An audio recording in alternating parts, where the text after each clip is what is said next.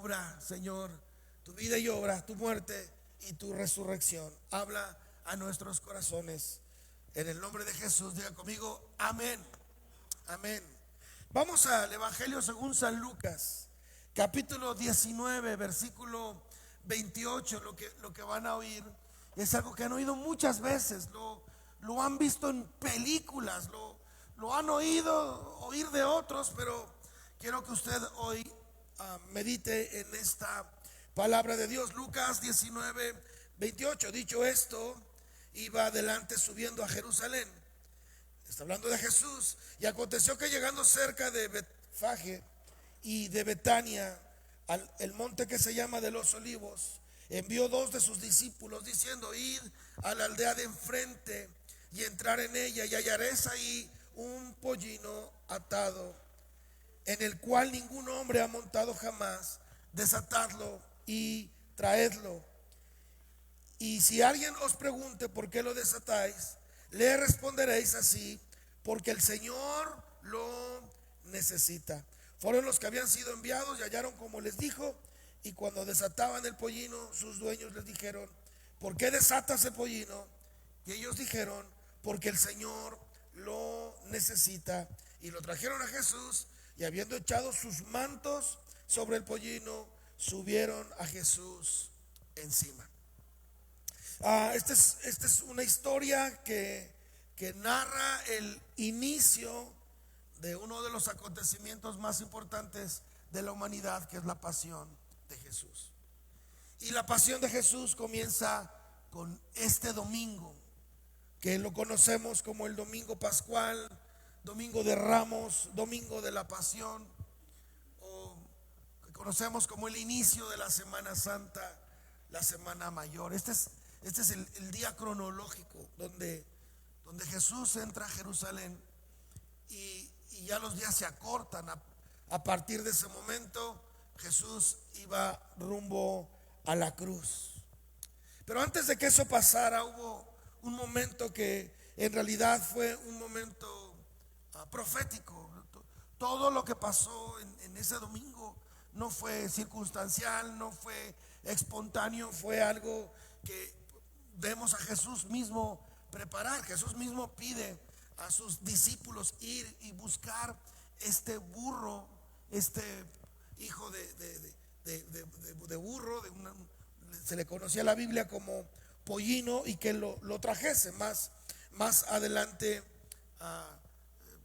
otro evangelio, porque los 4 evangelios narran esta misma historia, nos va a dar más detalles acerca de este momento profético que iba a cumplirse. Y de alguna manera este es un momento importante, porque no había antes Jesús revelado su posición de Mesías, y no había revelado Jesús su posición de rey. De hecho, en el capítulo anterior vemos a 2 ciegos gritando: Jesús, hijo de David. Y eso se refería a, si Jesús era hijo de David, estaban diciendo Jesús rey. Y no vemos a Jesús por nada del mundo asentando esa palabra que estaban diciendo los ciegos. Jesús solo: ¿qué quieren que haga por ustedes? Y él los sanó. Pero enseguida de eso, entonces, ahora vemos a Jesús preparando todo, como que esos ciegos le dan la apertura al momento que iba a acontecer. Y en realidad lo que estaba pasando era algo que tiempo atrás el profeta Zacarías había hablado. Zacarías había dicho que esto pasaría, y vemos a Jesús, como dije, preparando este mismo acontecimiento de lo que hablaba acerca de él. Y dice Zacarías capítulo 9, versículo 9, dice: alégrate mucho, hija de Sión. Y aquí empieza la palabra diciéndonos que nuestro deber es alegrarnos. Este día es un día de fiesta. Recordar el domingo de Ramos es un domingo de celebración. ¿Por qué? Porque el rey se ha revelado. En realidad Jesús todo el tiempo decía, el reino de los cielos se ha acercado. Bueno, si él dijo el reino de los cielos se ha acercado, el domingo de Ramos fue como la inauguración de este reino. Ahora Jesús ya estaba mostrando este reino abiertamente, y no solamente la inauguración, escuchen, la consumación misma del reino.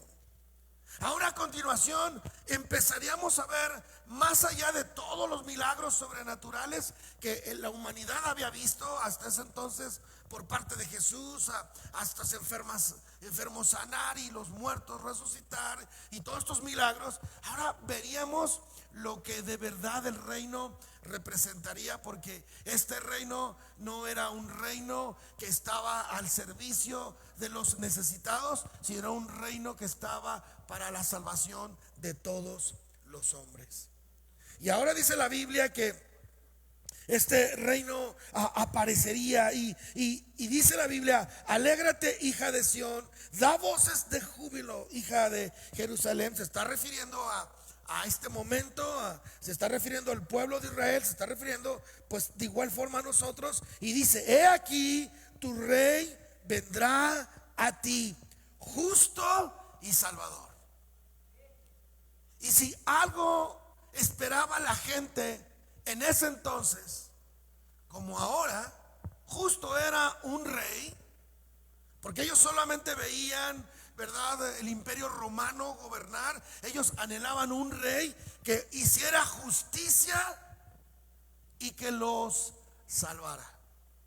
Hasta ese momento esto era un acto de alegría, porque ellos esperaban a un rey que los librara de la opresión de Roma y que pudiera haber una libertad del culto a Dios, este Mesías que vendría. Y ellos estaban esperando a este general, a este comandante en guerra, para liberar entonces al pueblo de Israel de la opresión y el derrocamiento de Roma. Pero hay una palabra en particular que no supieron interpretar los judíos de la época de Jesús, porque dice: alégrate, hija de Sión, alégrate, hija de Jerusalén, he aquí el rey vendrá a ti, justo, salvador, y aquí viene entre paréntesis, humilde. Humilde. Y el mundo había progresado tanto que no cabía esta palabra en el rey que ellos esperaban.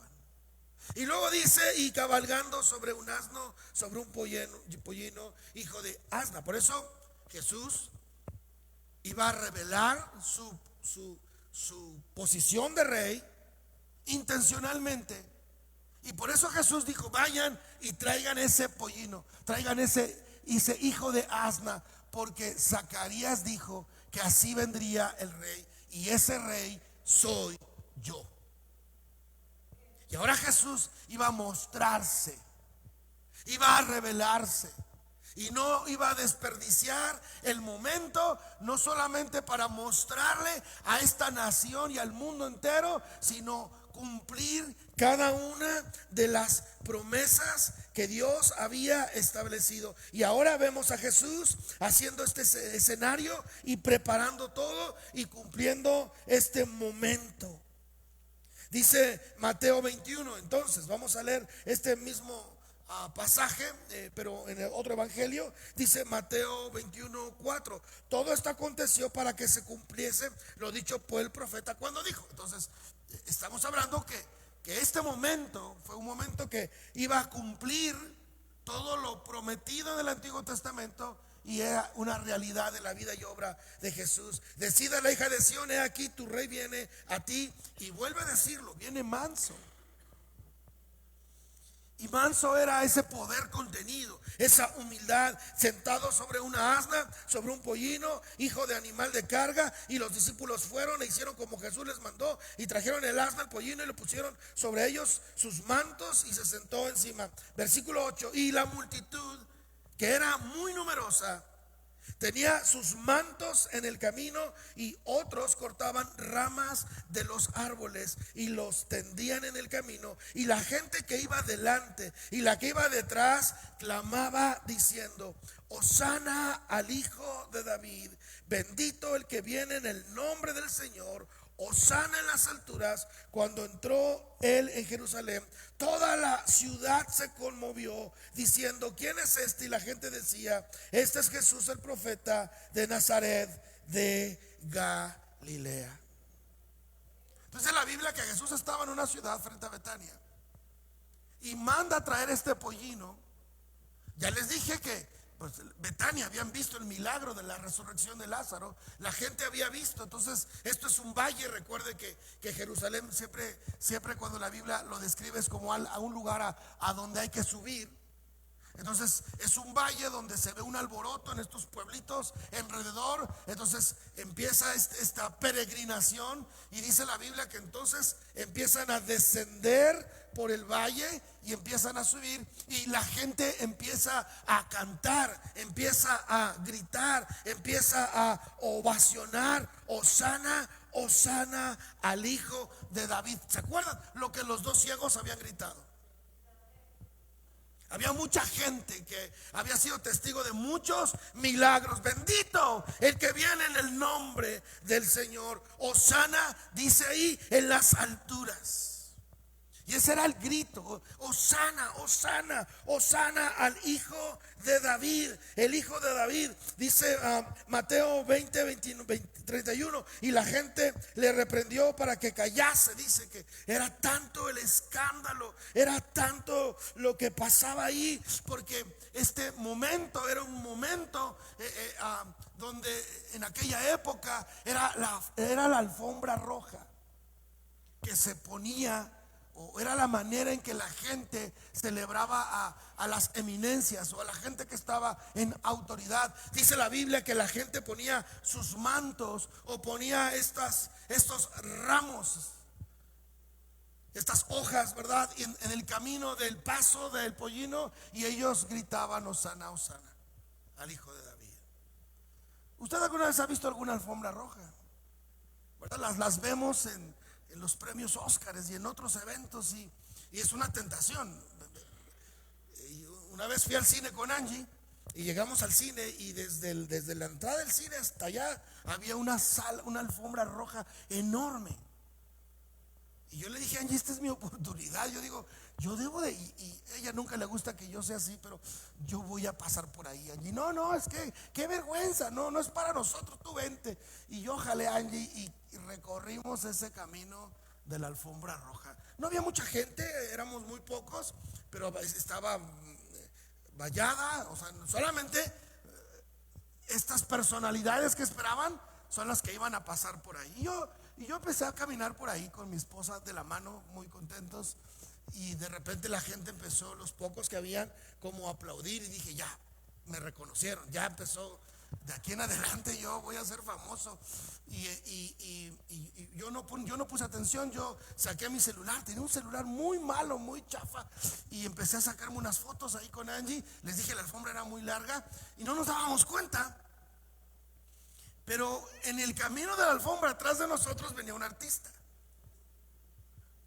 Quizá no lo conozcan, se llama Eugenio Derbez, y venía por ahí. Entonces Angie y yo estábamos ya en la alfombra, y pasa Eugenio, yo sacando unas fotos con Angie, toca el hombro, me saluda. Yo creo que dijo Brad Pitt, algo así, me confundió. Y le digo: Eugenio, ven una foto. Y dice: sí. Yo estaba súper nervioso, yo no me esperaba ese momento. Nunca más ha estado en una alfombra roja. Y le digo: déjame, te saco una foto con mi esposa. Y en eso mi teléfono, un iPhone, decía: su espacio se ha terminado. Y yo fingí que, qué buena foto saqué. Gracias, Eugenio, nos vemos a rato allá donde no sé dónde. Y ya Angie me dijo: qué buena onda, ¿tienes la foto? Le digo: no, el teléfono, la última nos la sacamos así, falló. Y bueno, viví mi experiencia de la alfombra roja. Y bueno, no tiene nada que ver con lo que Jesús vivió, porque se le estaba dando paso al rey. al rey eterno, al rey poderoso, y la gente está gritando: Hosana, Hosana al hijo de David. Es la entrega triunfal. Ahora, no quiero que piensen que Jesús entrara en un pollino, en un burro, era algo denigrante o chistoso. Bueno, hoy lo es.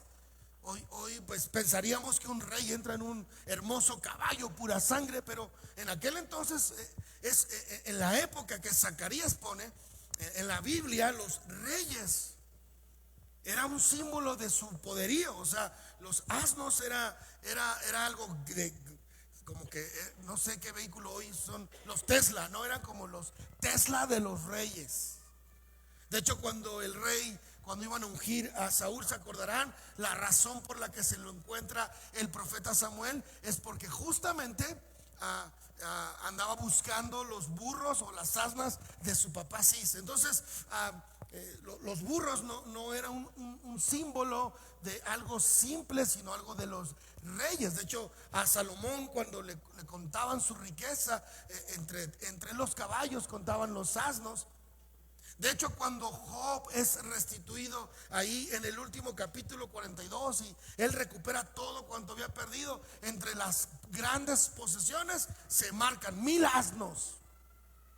Entonces, el que Jesús viniera en un asno no era algo malo, sino era algo de la realeza. Y están ahí entonces gritando: Hosana, Hosana, hijo de David. ¿Qué era Hosana? Hosana era un término de exaltación, de adoración. Era Dios, sálvanos.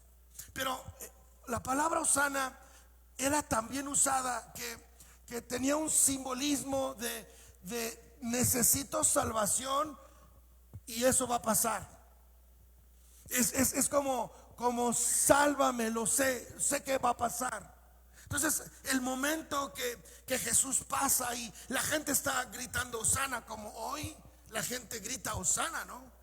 Hoy la gente seguimos gritando: Señor, sálvanos, Señor, ayúdame, ayuda mi salud, mi economía, mi matrimonio, seguimos haciendo. Pero fue tan bueno ese momento que cuando la gente dice Hosana, está diciendo: sé que Él nos va a salvar. Sé que Él es nuestro Salvador. Sé que Él nos dará la victoria. En Él espero la victoria. Él lo va a hacer. Y están gritando, están exaltando al Señor. Hosana en las alturas. Y como venían bajando por un valle y subiendo por otro valle, no fue un acontecimiento de un pequeño grupo de personas de la entrada de Jerusalén. Dice la Biblia que toda la ciudad, diga conmigo, toda la ciudad vio el momento. Todos se preguntaban: ¿qué es lo que está pasando? Pues hubiésemos respondido nosotros: nada, el reino de los cielos se ha inaugurado oficialmente. El tema aquí y lo que nos hace reflexionar y lo que hace que ese momento se parezca mucho a estos momentos que vivimos cuando asistimos a la iglesia es de que se viven dos contrastes. Por un lado vemos este momento de exaltación, de adoración, de revelación, de reconocer quién es Jesús. Pero en días siguientes, póngame atención, en días siguientes, esta misma gente que está exaltando a Dios, que está gritando verdades sobrenaturales, verdades que no podrían venir de los hombres, que están diciendo: sálvanos ahora, sálvanos, sé que lo harás, hosana a Dios en las alturas. Días siguientes serían los mismos que gritarían: crucifíquenlo. Y eso se parece mucho a nosotros hoy. Hoy muchos de nosotros cantamos en la iglesia y celebramos a Dios, pero a los pocos días, escuche, ni siquiera a las semanas, a los pocos días somos los primeros en empezar a desconocer la bondad y el amor de Dios. Oh, qué generación tan voluble. Era una generación que exaltaba a Dios y era una generación que días siguientes empezaba a desconocerlo y desear la muerte de Jesús. Y eso pasa mucho en nosotros. Dice Lucas 19:37, y cuando llegaba ya cerca de la bajada del monte de los olivos, dice, toda la multitud de los discípulos estaba gozándose y comenzó a hablar con grandes voces por todas las maravillas que había visto. Ahora, no solamente estaban cantando Hosana, muchos estaban diciendo, sí, él sanó a mi hijo. Y porque dice ahí la Biblia, dice que comenzaron a alabar a Dios por las grandes cosas que habían visto. Y, sí, yo lo vi, él resucitó a Lázaro. O sea, la gente estaba ahí gritando y reconociendo la obra de Dios. Bendito, por eso decían, dice el versículo 38, bendito el Rey que viene en el nombre del Señor, paz en el cielo y gloria en las alturas. Lo que esta gente estaba gritando cosas poderosas que eran verdad, eran ciertas. Hablaban de este reino, hablaban de esta paz en el reino. Pero como dije, esta misma generación después estaría gritando, suelten a Barrabás. ¿Está conmigo? Esta misma generación estaría gritando, desconociendo a Dios de alguna manera. Bendito el Rey que viene en el nombre del Señor, paz en el cielo y gloria a Dios en la tierra. Y en medio de esta celebración y en medio de este momento que nosotros, yo no quiero hacer un aguafiestas porque este es un buen momento. El domingo de Ramos, la entrada triunfal de Jesús, esta entrada del Señor es algo que nos debe hacer sentir muy bien. Y esta es la actitud de los cristianos, de los creyentes. Nosotros estamos muy contentos por nuestro Rey. ¿Cuántos dicen amén? Nosotros estamos siempre, es nuestra característica, ¿no? Estamos felices porque este Rey llegó, porque estamos entendidos que es un Rey de las alturas, es un Rey de un reino, es un Rey que nos bendice. Estamos tan contentos por eso. Y yo me quedé meditando, ¿cómo nosotros podemos darle continuidad? Señor, ¿cómo podríamos reducir esa constante que hay en nuestro corazón voluble, que un domingo podemos amarte y el martes podemos estar renegando y negando nuestra propia fe o arruinando nuestras relaciones? ¿Cómo podríamos mejorar eso? Y estuve meditando toda la semana porque creo que por más que queramos desconocerlo, esa es la condición de nuestros corazones. Porque mientras unos están gritando Hosana al Hijo de David y otros están hablando de las obras que hizo Jesús, había otro grupo conspirando. Porque mientras Jesús entraba a Jerusalén, otros estaban pensando ya en matarle. La semilla de la discordia, la semilla de la división ya estaba en el corazón de muchos falsos maestros. Y dice Lucas 19:39, entonces algunos de los fariseos de entre la multitud le dijeron, maestro, reprende entonces a tus discípulos. Calla a esa gente. Era demasiado la algarabía, era demasiado la exaltación. Ojalá algún día los vecinos de esta colonia vengan y nos digan, ya cállense, adoran demasiado a Dios. Era demasiado lo que estos cantaban. Callen. Y aquí viene un momento que para mi gusto creo que es lo más poderoso a recordar en este día. Porque cuando dice esto los fariseos en medio de la multitud, están cantando Hosana, sálvanos, están cantando Hijo de David, el Rey de Reyes. Es un reino, como dije, inaugurado. Está pasando lo más importante. Está la gente confesando, dando testimonio de la obra que vieron de Jesús. Y entonces estos dicen, cállalos. Y Jesús da una respuesta profunda, difícil de tomar a la primera. Y Jesús les respondió y les dijo, os digo que si a estos se llegaran a callar, dice, las mismas piedras clamarían. Y cuando lo ves como te lo voy a explicar, va a romper tu cabeza. Porque tú siempre has pensado que el reino de Dios es un reino del reino que conocemos. Jesús estaba hablando de estas piedras, no estaba hablando de esas piedras que estaban frente a él, sino estaba hablando de su reinado cósmico. Estaba hablando de todo cuanto existe, no solo en el mundo. Dice Jesús: si yo hago que estos callen, todo cuanto existe en este mundo, en esta constelación, en esta galaxia, en todo cuanto hay, todo cuanto el hombre dice que existe, dice, nada podría callar de quién soy yo.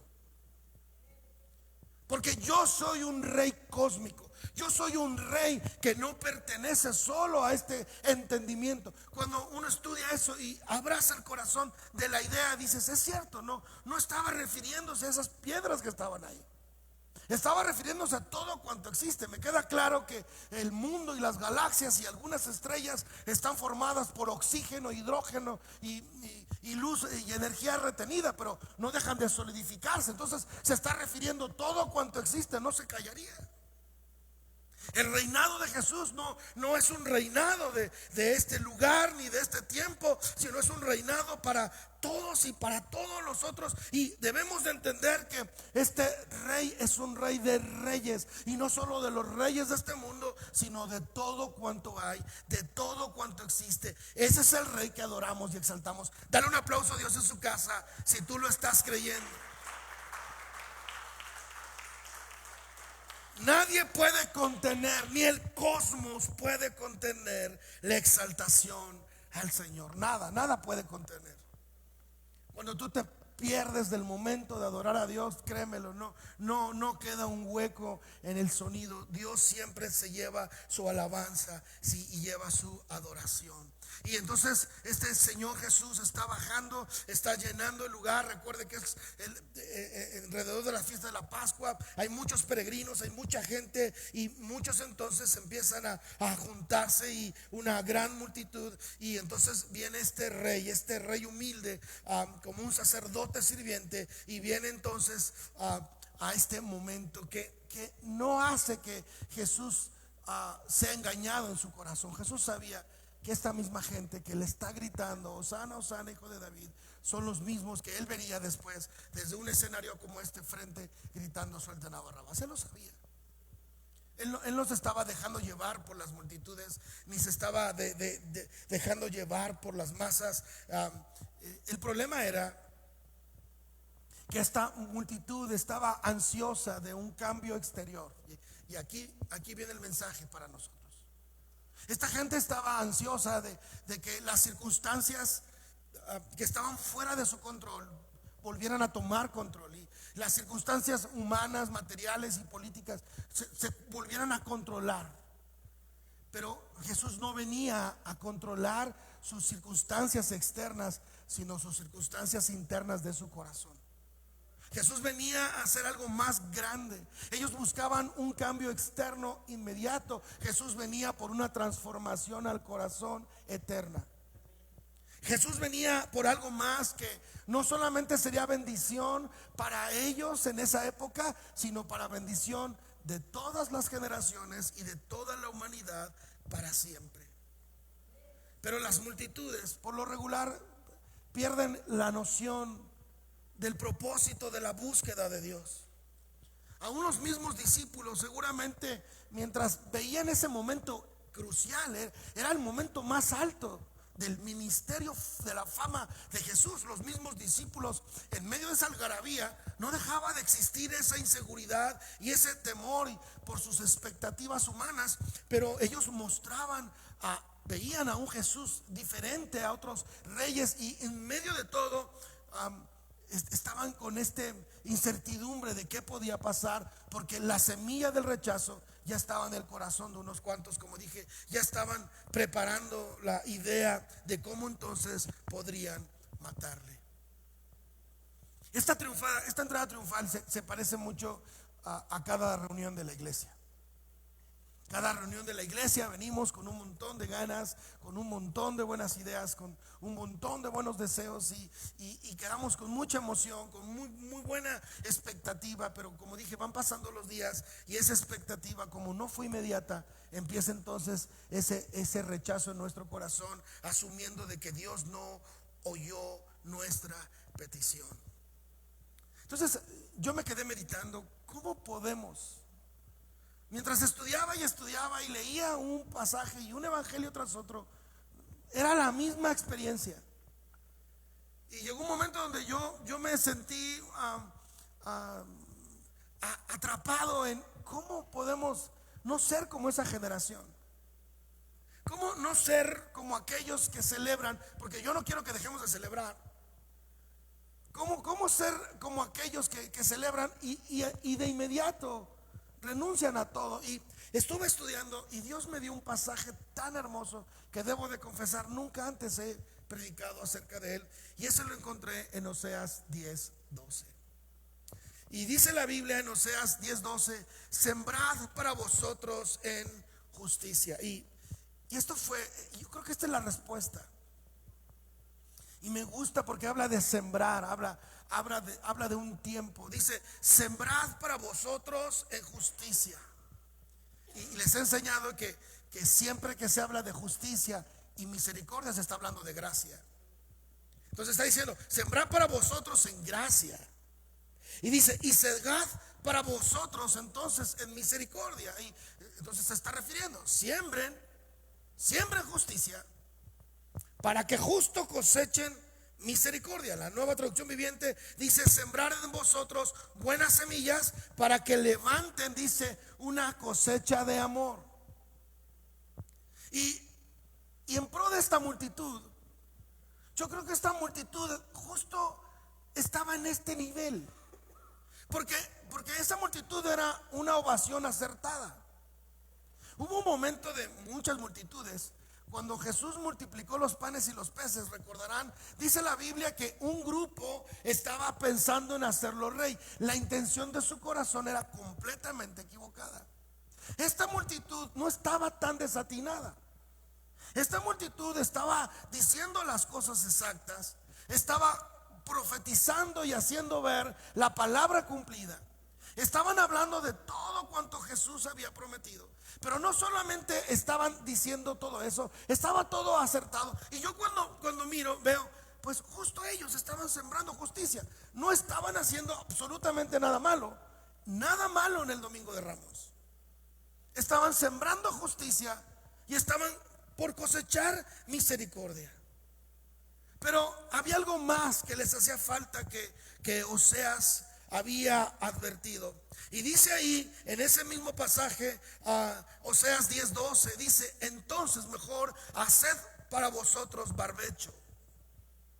Y esta palabra, pum, chocó en mi corazón, porque por un lado dice: ustedes siembren justicia y cosechen misericordia. Pero lo correcto sería entonces hacer barbecho, porque es el tiempo de buscar a Jehová hasta que venga y los enseñe justicia. Entonces estuve estudiando y me descubrí que barbecho es rascar aquellas áreas del campo que se quedaron secas. Y creo que lo que pasó con esa generación fue que hicieron muchas cosas buenas, confiaron mucho en el Señor, sembraron mucha justicia, cosecharon mucha misericordia, pero olvidaron aquellas áreas las que debían de tratar. Y creo que eso le dio paz a mi corazón, porque encontré la razón de una explicación por qué esta generación iba a darle la espalda a Jesús, al punto que cuando estuvo en la cruz estuvo completamente solo. No hubo ni una décima parte de esta multitud. Solamente estaba, ya lo estudiaremos el miércoles, solo estaba Jesús, su discípulo Juan y María. No había nadie más. Todo el mundo había huido, sus propios discípulos. Conocemos la historia. Pero creo que la manera en que nosotros podríamos no ser así es haciendo barbecho, es estudié que barbechar también es como voluntariamente dejas un pedazo de tu tierra sin trabajar para que esta tierra se regenere. Y no quiero traer juicio a ti, porque a lo mejor se ha tratado de eso. Hay áreas en tu vida donde has sembrado y cosechado y sembrado y cosechado, y sin darte cuenta hay partes de ese enorme terreno que Dios te ha dado que has dejado ahí, no, quizá no secar, sino porque no daba fruto, y vuelves de nuevo. Pero barbecho no solo es la tierra que dejas, sino la que abandonas. Y creo que muchos de nosotros, como esa generación, hemos abandonado mucha tierra. ¿Estás entendiendo lo que te digo? Hemos dejado de hacer muchas otras cosas buenas que han dejado limitada nuestra producción. Porque dice la Biblia que nuestra posición delante de Dios es no solo dar fruto, sino mucho fruto. Y ahí a cada uno nos toca pensar: ¿dónde debo hacer barbecho? En un área donde servía, que ya no sirvo; en una manera en que yo predicaba al Señor y ya no lo predico; en la forma en que yo daba y no doy; en la forma en que yo amaba y no amo; la forma en que perdonaba antes y ahora no perdono; mi capacidad misericordiosa y ahora no la tengo; mi capacidad piadosa y ahora no lo soy. ¿Estás entendiendo? O sea, son cosas que tú hacías muy bien, pero las dejaste secar. Y luego vas haciendo una suma de tu territorio, de tu corazón, y te das cuenta que hay unas partes muy duras en tu corazón. De pronto te encuentras muy duro. Antes eras una persona muy compasiva, muy comprensiva, muy empática, y de pronto ya no lo eres. Eres como violento, como violenta, y antes eras tan dócil, tan amable, y ya no. O sea, ¿me entiendes? Y antes eras tan educado aún con las personas nefastas que nos molestan en la vida, y hoy tu paciencia es tan corta. Hoy siempre hay gente que molesta, siempre hay gente que maneja como un loco desquiciado, y de pronto eso ya no te afectaba, y eso empieza a afectarte. ¿Por qué? Porque hay áreas de tu corazón que se están secando. ¿Qué es lo que había pasado con esa generación? Que a pesar de que habían sembrado mucha justicia, hubo otras áreas en su corazón que estaban secas. Y estaban tan secas que no podía producir el suficiente fruto para que esta algarabía no se detuviera aún en medio de un Getsemaní. Porque sí, por un lado vemos días antes una entrada triunfal por ese valle, y de pronto vemos a un Señor sudando sangre a punto de ir a la cruz. Entonces siempre nosotros estamos muy acostumbrados a la emoción y no estamos como que listos para trabajar en esas áreas. Y el mismo Señor Jesús en Marcos 4 hablaba de: mi reino es como un hombre que salió a sembrar una semilla. ¿Se acuerdan? Jesús mismo es el que hablaba de que su reino era como un grano de mostaza, como una semilla que explota y crece. Y dice que había 4 grupos de personas. Dice, unas semillas cayeron en el camino, y dice, pero vinieron los pájaros y se comieron la semilla. Dice que otro grupo de semillas cayeron entre las piedras, pero como había piedras, echaron raíces muy cortas, y cuando vinieron las dificultades no pudo prosperar. Dice, otro grupo cayó entre espinos, en buena tierra, pero había espinas, y cuando querían crecer, las espinas, dice, las detenían. Y finalmente dice, y otra cayó en buena tierra. Y dice, y estas que cayeron en buena tierra dieron mucho fruto, y hubo una gran bendición. Entonces nosotros siempre tendremos áreas de nuestra vida que caen en buena tierra, y somos muy habilidosos en ciertas áreas, en nuestras relaciones, en nuestro trabajo, pero hay otras donde somos malos en el cuidado de nuestro cuerpo, en nuestro perdón para los demás. Y justo es de eso se trata. No solo se trata de atender lo que está bien y lo que va bien, porque de eso cosecharemos misericordia, sino se trata de barbechar lo que no está bien y sabemos que está mal, y rascar nuestro corazón, y volver a la reconciliación, y volver al perdón, y volver a la misericordia. y volver a las segundas oportunidades. Antes éramos las personas que fácilmente extendíamos la mano a otros. Antes éramos ese tipo de gente que cuando alguien extendía la mano para pedirnos algo, aunque sea una moneda, fácilmente nos desprendíamos. Y hoy llegamos a un punto egoísta. Y no estoy hablando de ustedes, hablo a mí mismo. Llegamos a un punto egoísta. Antes ni teníamos tantos recursos como ahora. Y ahora que tenemos un poco más de recursos, llega la gente, nos pide una moneda y dices no, porque lo va a agarrar para un vicio. Y tú no pensabas así antes. Y aunque pareciera lógico lo que tú piensas y mucho sentido social, pero son justo de las áreas donde tienes que barbechar. ¿Me estás entendiendo? Son las áreas donde debes de trabajar. Éramos más pacientes con ciertos miembros de nuestra familia. Hay gente de nuestra familia que es tremenda, ¿no? Dices, wow, ¿cómo puedo soportar a esta gente? Y antes no era problema. Antes la pasabas bien y salías hasta con ellos y hoy ya es un obstáculo, se convierte en un problema. ¿Sabes por qué? Porque hay una tierra seca en tu corazón. Y esta gente tenía áreas secas en su corazón que no estaban tratando. Y mientras tú no trates con estas áreas secas, vas a ser cada domingo como esa generación que cantaba Hosana, Hosana, al hijo de David, apenas el domingo y para el viernes está, crucifíquenlo, suelten a Barrabás. ¿Me entiendes? Y ese es como el ciclo de tu vida cristiana. Cada domingo es un domingo de ramos y cada viernes es un domingo de muerte. Y así es nuestra constante. Te sientes mal, te sientes malísimo porque fallaste otra vez, pero nuevamente hay un domingo de ramos. Y nuevamente, mira, cada domingo de ramos es el Señor entrando a nuestro corazón.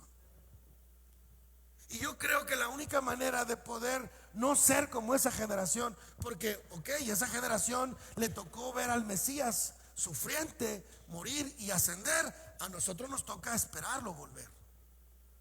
Y de verdad es sumamente desgastante estar todo el tiempo en este ciclo constante que se repite una y otra vez. Lo que el Señor espera de nosotros es que toda nuestra tierra del corazón esté siempre lista para recibir una nueva y fresca semilla.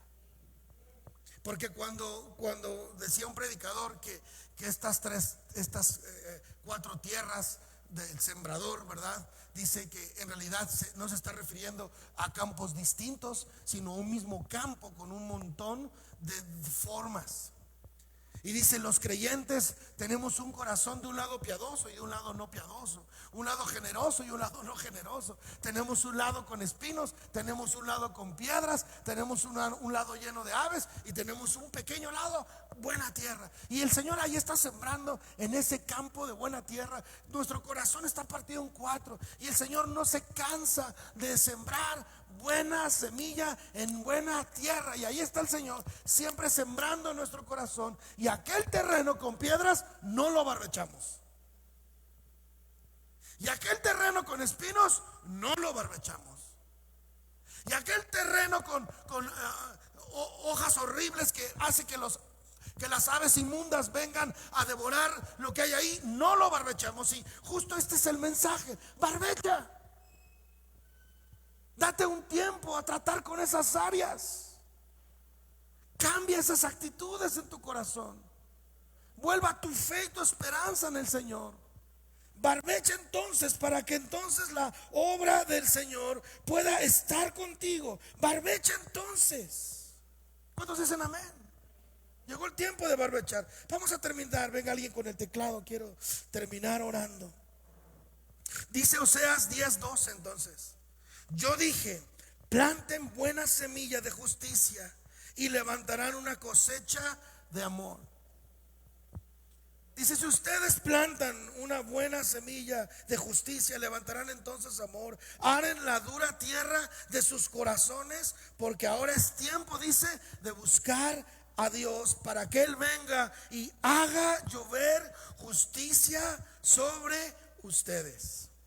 Mira cómo dice la Nueva Traducción Viviente, ojalá lo podamos poner ahí en Oseas 10:12.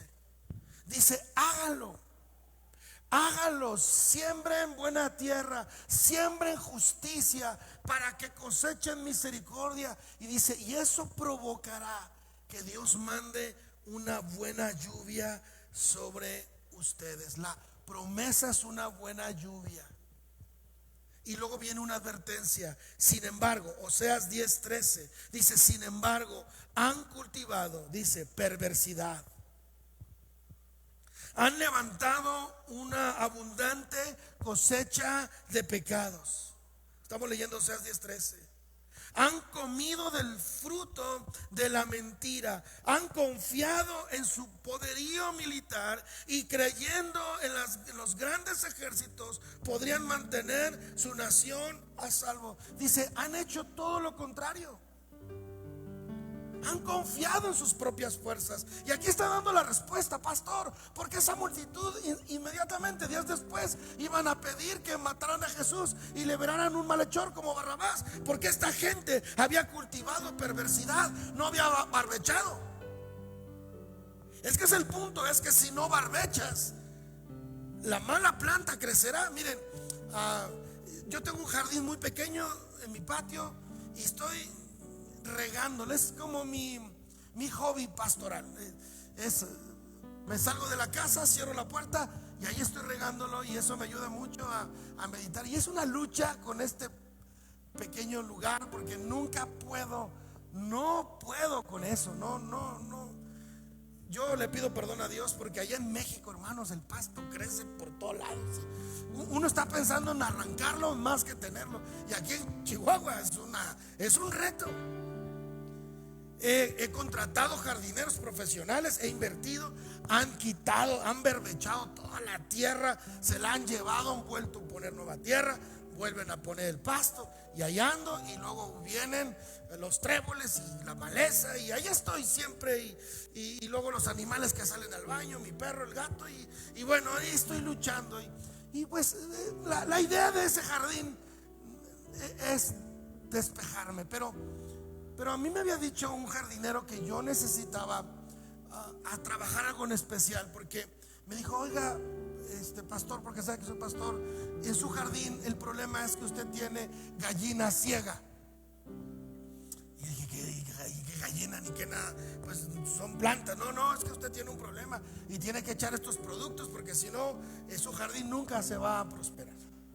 La siguiente visita al jardinero estaba ahí y me dijo, ya hizo lo que le dije, es que usted tiene gallina ciega. No, está bien, usted corta el pasto, yo lo riego. Y entonces se fue ese día y me quedé muy inquieto. Y yo vi, y la gallina ciega es un gusano horrible que se come el pasto por debajo. Y esa noche soñé con esos gusanos que me correteaban, y de verdad me quedé tan espantado. O sea, yo estoy regándole alimento a esos gusanos. Fui de inmediato, compré el veneno y allá ando como loco envenenando ese lugar. Yo no quiero eso ahí. Así pasa en nuestro corazón. Siempre hay gallina ciega. No voltees a tu lado, pero siempre hay algo que está ahí minándolo. Siempre hay un área en la que debes de trabajar. En la vida cristiana siempre hay un área donde debes de trabajar, donde debes de ponerlo en práctico. Y dice Oseas, es que ustedes tienen que berbechar, pero en vez de hacer eso, han cultivado perversidad. O sea, no solo no han berbechado, han cultivado perversidad. Han levantado una abundante cosecha de pecados. Lo peor es de que no solo dejaste de ser bueno, te empezaste a ser malo. Porque dice, ahora están cultivando, o sea, ya en vez de estar cultivando misericordia, ahora están cultivando pecado tras pecado. Yo creo que esta es una semana para reflexionar. Yo creo que es una semana, no lo vamos a resolver hoy. Barbechar no es un tema de un día, es conseguir la herramienta, es trabajar bajo el sol, es raspar tierra dura, es pegarla a la piedra dura de nuestro corazón y volverla a sensibilizar. Si no lo haces, vivirás cada domingo un domingo de Ramos y cada viernes un viernes de crucifixión. Y yo le dije al Señor, yo no quiero ser así. Yo quiero que todos los días sean un domingo de Ramos. Quiero yo todos los días reconocerte y celebrarte y reconocer tu grandeza y tener revelación de que tú eres y decir Hosana, Hosana al Hijo de David. ¿Cuántos dicen amén? ¿Cuántos dicen amén? ¿Cuántos están listos para barbechar su corazón? Dale un aplauso al Señor. Ponte de pie conmigo.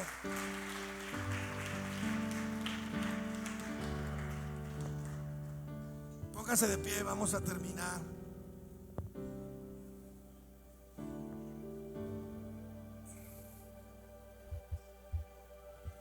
Hay dos maneras de interpretar el barbecho.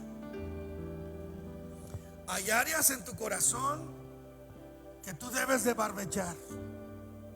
Toma atención, de lo más importante. Hay áreas en tu vida, de tu corazón, que hay espinos y debes de trabajar. Hay áreas en tu vida donde hay piedras y debes de arrancar. Hay áreas en tu vida donde hay hierba mala que ha atraído a las aves de rapiña y las debes de quitar. ¿Están conmigo? Pero aquí viene una palabra.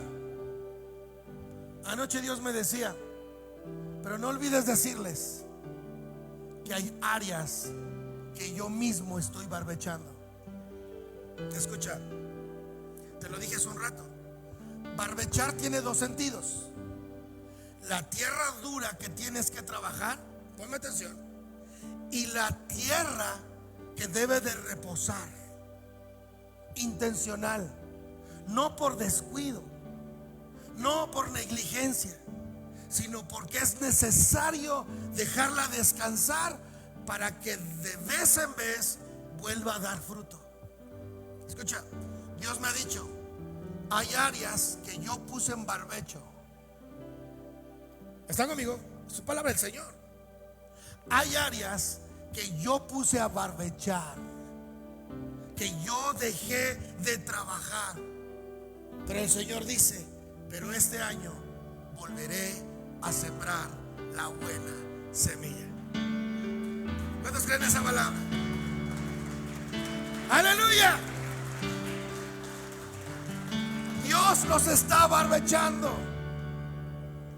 Hay áreas donde tú no hiciste nada, tú no sembraste nada, y Dios dijo, yo la voy a barbechar, yo la voy a separar un tiempo. Ese tiempo terminó. Ese tiempo terminó. Y lo que estaba en stand-by, que Dios lo puso en barbecho, volverá a dar fruto. ¿Sí escuchaste eso? Lo que estaba en tiempo de espera. Había cosas en tu vida que tú querías que se regeneraran. Había áreas en tu vida que tú querías empezar. Oportunidades de negocio, de relaciones que no se daban. Algunos se sienten identificados con lo que estoy diciendo. Y no se estaba dando. Aquí está la respuesta. Porque Dios estaba barbechando esa área de tu vida. Pero Dios dice, listo, voy a volver a rasgar esa tierra y voy a poner una nueva semilla. Dale un aplauso al Señor si lo estás haciendo. Aleluya. Vamos a orar. Vamos a orar.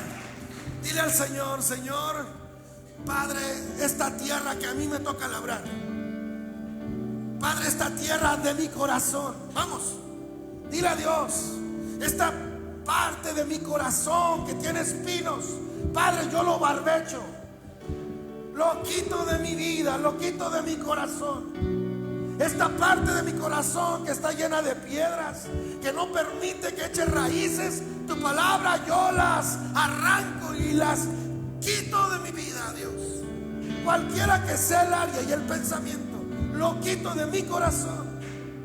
Y aquellas plantas horribles que dejé crecer, que atrajeron aves inmundas, Padre, yo las quito, las arrojo, las echo al fuego y no permitiré nunca más que estas cosas crezcan en la tierra de mi corazón. Padre, quiero que mi corazón siempre sea una tierra lista para tu palabra. No quiero ser como esa generación que un día te exalta y el otro día te aborrece. Quiero adorarte todos los días de mi vida. Pero Señor, las áreas de mi corazón que tú decidiste barbechar, las áreas de mi vida que tú pusiste en pausa por un tiempo. Padre, en el nombre de Jesús, yo creo en esta palabra. Llegó el tiempo de que se vuelva a sembrar la buena semilla y esta parte de mi corazón vuelva a dar fruto, en el nombre poderoso de Jesús. Y la iglesia dice amén y lo adoramos. Tu fidelidad sigue persiguiéndome. Tu fidelidad sigue persiguiéndome. Todo lo que soy te lo entrego hoy, a ti me rendiré. Tu fidelidad sigue persiguiéndome.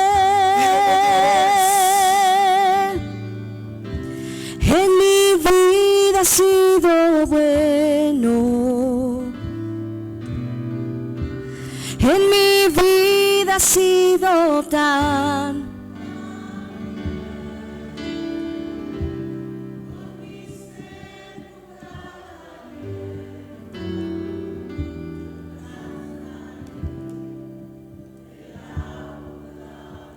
Dale un aplauso al Señor, amén. Terminamos la grabación.